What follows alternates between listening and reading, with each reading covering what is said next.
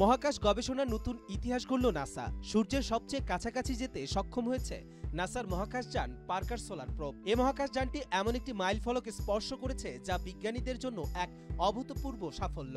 এই প্রথম মানুষসৃষ্ট কোনো মহাকাশযান সূর্যের এত কাছে পৌঁছালো। নাসার পার্কার সোলার প্রোব মহাকাশযানটি 2018 সালে উৎক্ষেপণ করা হয়েছিল। সূর্যের তীব্রতাপের মধ্য দিয়ে যাত্রা শুরু করার পর কয়েকদিন যোগাযোগ না থাকলেও সম্প্রতি মহাকাশযানটি থেকে সংকেত পেয়েছেন বিজ্ঞানীরা। পৃথিবী থেকে সূর্যের দূরত্ব প্রায় 9,30,00,000 কিলোমিটার। সূর্যকে 21 বার প্রদক্ষিণ করে এর কাছাকাছি আসতে পেরেছে যানটি। এর মধ্যে বায়ুমণ্ডল অতিক্রম করে সূর্য থেকে মাত্র 38 লাখ কিলোমিটার দূরত্বে অবস্থিত সূর্যের কেন্দ্রে পৌঁছেছে মহাকাশযানটি।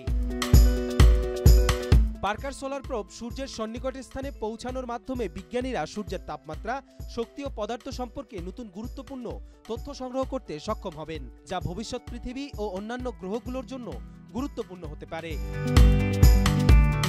পার্কার 4,30,000 মাইল গতিতে চলার সময় 982 ডিগ্রি সেলসিয়াস পর্যন্ত তাপমাত্রা সহ্য করেছে। বিজ্ঞানীদের মতে এটি এতটাই দ্রুতগামী যে লন্ডন থেকে নিউ ইয়র্ক যেতে এই মহাকাশযানের সময় লাগবে 30 সেকেন্ডেরও কম। মহাকাশযানটিকে তৈরি করা হয়েছে 11.5 সেন্টিমিটার পুরু কার্বনের ঢাল দিয়ে, যাতে সূর্যের তাপে এটি গলে না যায়।